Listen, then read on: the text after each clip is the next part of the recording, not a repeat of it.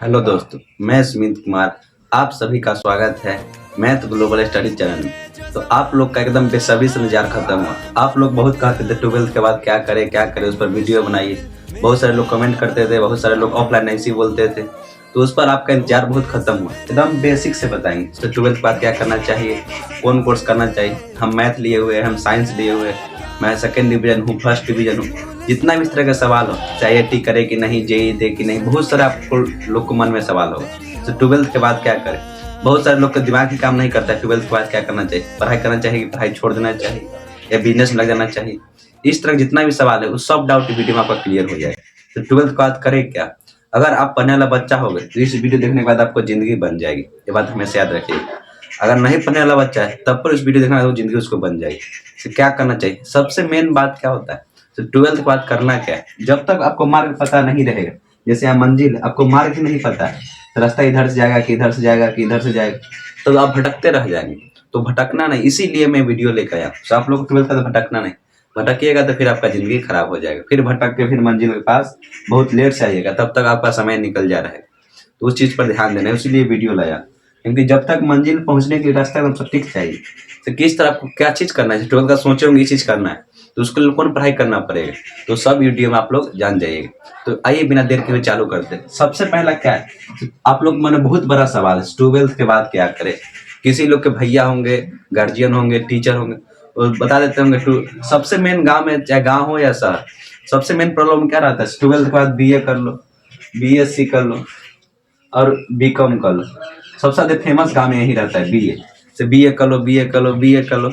ये कोई बात हुआ, सब इसको फेमस कर दिया 12th का BA कर लो। BA क्या है, हम लोग साइंस वाले स्टूडेंट BA करके क्या करेगा, खुद सोचिए। तो लोगों के बात पर आप लोग नहीं आएगा, जैसे BA कर ले। BA दूसरा चीज है, इसके बारे में अच्छा से बता देंगे। तो BA इस चीज को ध्यान, साइंस वाले इस चीज पर ताकि ही नहीं। अब आते हैं 12th के बाद क्या करें। अब यहाँ देखें, जो 12th में पढ़ने में बहुत अच्छा थे, जो 12th में जो बच्चा पढ़ने में बहुत बेस्ट थे, मैथ में अच्छा थे, बायोलॉजी में अच्छा थे, फिजिक्स में, केमिस्ट्री में बहुत अच्छा थे। जैसे कोई PCM विषय लिए होंगे, फिजिक्स केमिस्ट्री मैथ, जिसका मैथ अच्छा होगा, सिर्फ मैथ बहुत बेहतर होगा, उसको आगे चल के बहुत बड़ा एग्जाम की तैयारी करना होगा, PCM, तो JEE का एग्जाम दे सकते हैं। और जो PCB है, फिजिक्स केमिस्ट्री बायोलॉजी, जिसका बायोलॉजी में बेस्ट नंबर, इसमें नीट का एग्जाम दे सकते हैं, उसके लिए सबसे बेस्ट नीट है। जो मैथ पढ़ने में सबसे तेज है उसके लिए सबसे बेस्ट है JEE का एग्जाम। देखिए JEE का एग्जाम होता है ज्वाइंट इंट्रेंस एग्जामिनेशन, इसका फुल फॉर्म होता है।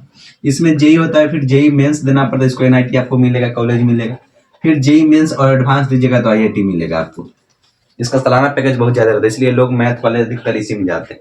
जिसका अभी भी बोले जिसका मैथ सबसे बेस्ट है, पढ़ने में बहुत अच्छा है, वो क्या चीज एग्जाम दीजिए, JEE की तैयारी करना आपसे चालू कर दीजिए। या तो आप तैयारी करिए रहेंगे 11th-10th से, या तो फिर आप तैयारी 1 साल ड्रॉप लीजिए, तैयारी मस्त कर लीजिए, निकल जाएगा एग्जाम, आपका जिंदगी बन जाएगा। पढ़ने में बेस्ट बच्चा होंगे तो, नहीं पढ़ने वाला बच्चा है उसको भी छोड़ दीजिए, आपके पास है बहुत ऑप्शन।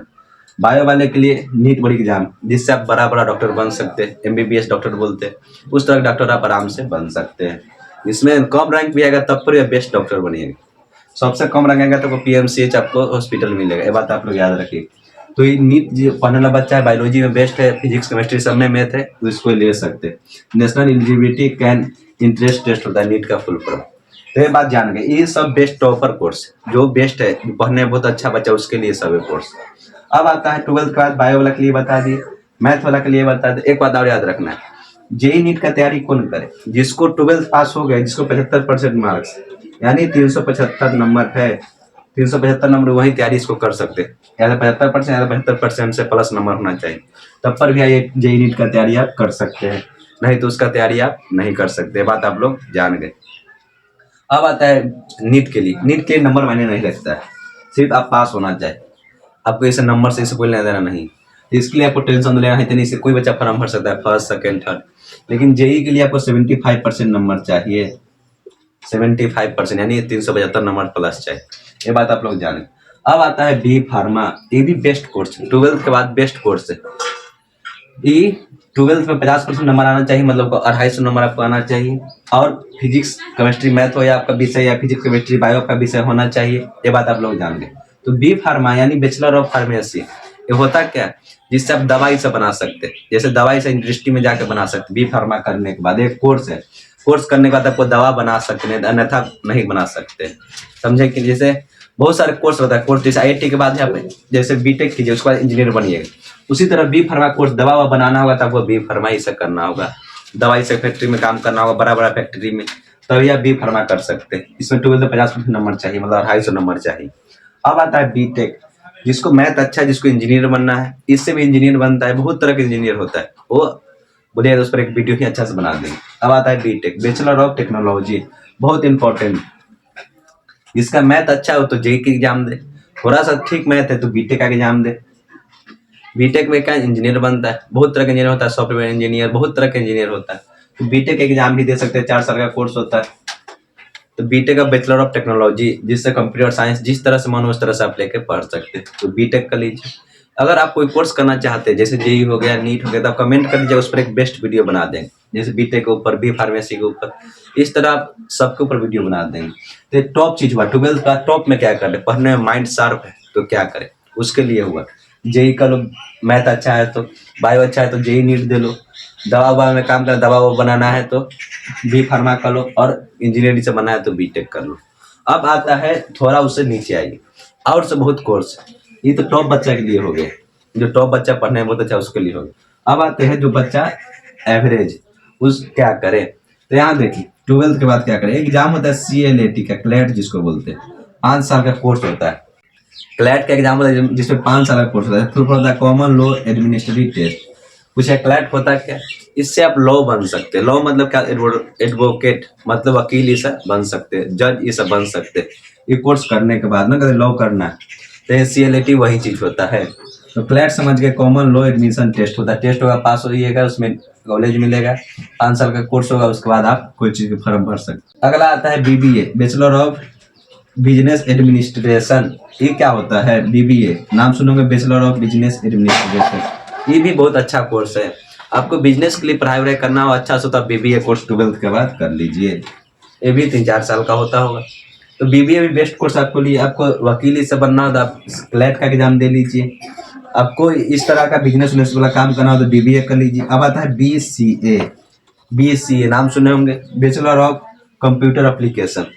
बड़े बड़े कंपनी में कंप्यूटर बहुत सारे काम होता है, तो उसके कोई होना चाहिए कि नहीं, बच्चा होना चाहिए कि नहीं, उसके लिए कोर्स होता है BBA, bachelor of computer application.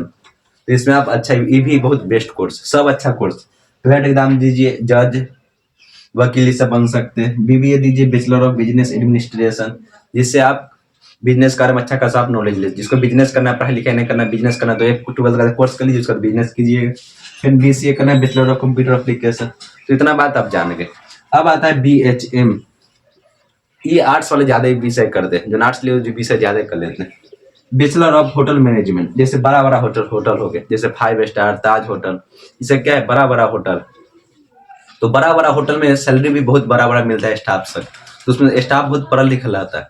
तो हर एक बड़ा बड़ा होटल अपना एक वैकेंसी निकालता है, कोर्स निकालता है, होटल मैनेजमेंट कैसे करें, तो उसका कोर्स कर लीजिएगा। BHM का होटल में आप काम कर सकते हैं।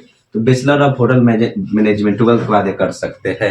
इसका फॉर्म आता है, साल भर के अप्लाई भी कर सकते हैं। अब आता है बैचलर ऑफ जर्नलिज्म। तो जर्नलिज्म क्या होता है ना, सुने मैं जर्नलिज्म, आप लोग पत्रकार सुनते होंगे, पत्रकार को क्या बोलते, जर्नलिज्म बोलते हैं। तो आपको पत्रकार बनना होगा, मीडिया बनना होगा, संचार व्यवस्था में काम करना होगा, तो इस तरह क्या करते, बैचलर ऑफ मतलब BG कर सकते हैं, इसको BJ बोलते हैं, चाहे इसको BGMC भी बोलते हैं।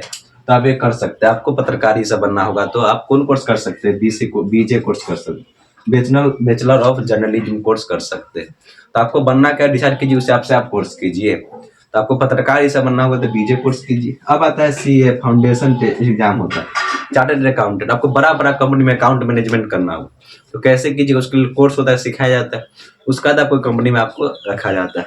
तो आपको चार्टर्ड अकाउंटेंट का काम करना है बड़ा बड़ा बैंक से में, तो आप CA कर लीजिए, चार्टर्ड अकाउंटेंट बोलते हैं। BCA बहुत इंपॉर्टेंट, बैचलर ऑफ जर्नलिज्म, पत्रकार, इस लोग को बहुत लोग बोलने बहुत अच्छा होते हैं 12th में।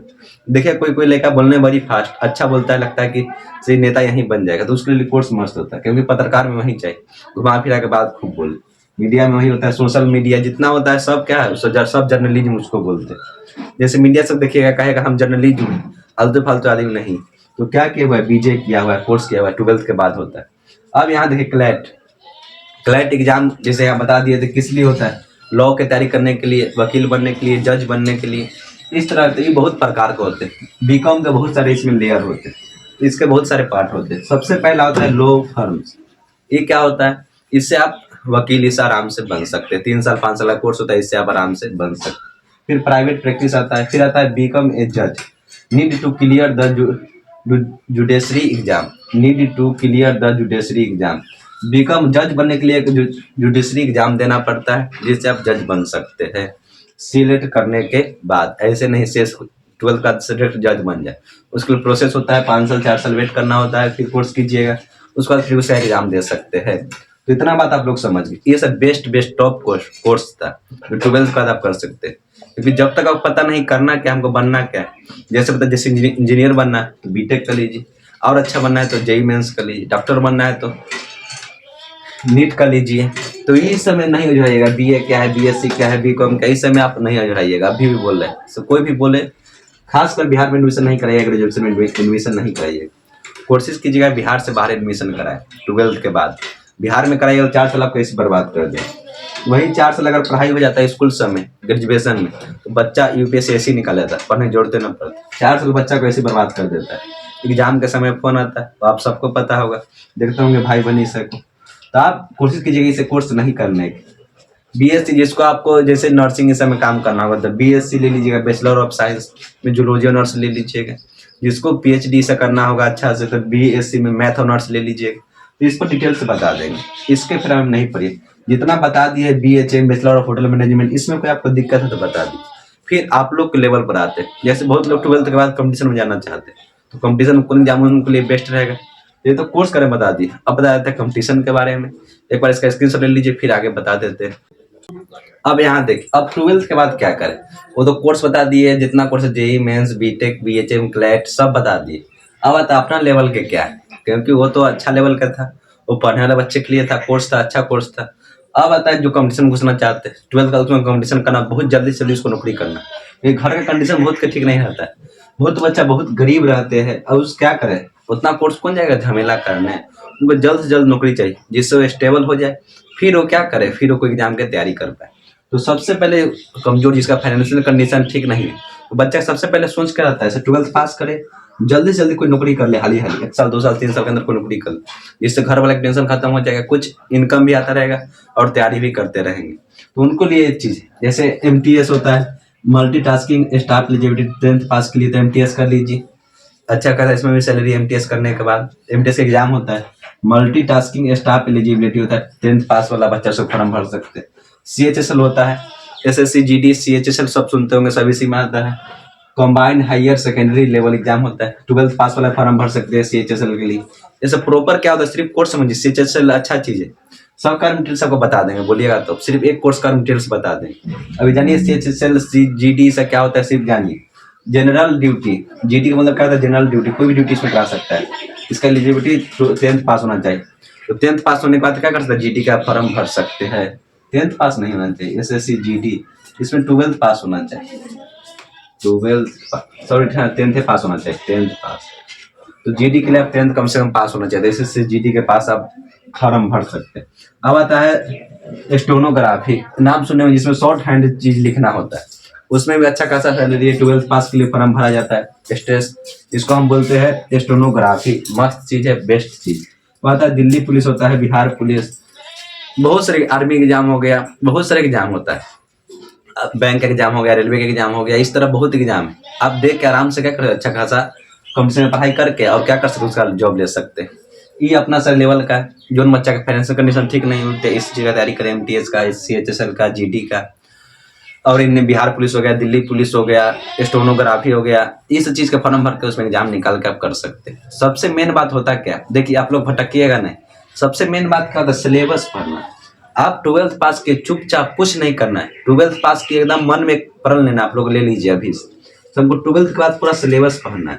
तो कंपटीशन का सिलेबस है क्या, 6 महीने से 7 महीने आपको लगेगा सिलेबस पढ़ने में, 6-7 महीने पूरा सिलेबस पढ़ने में आपको लगेगा।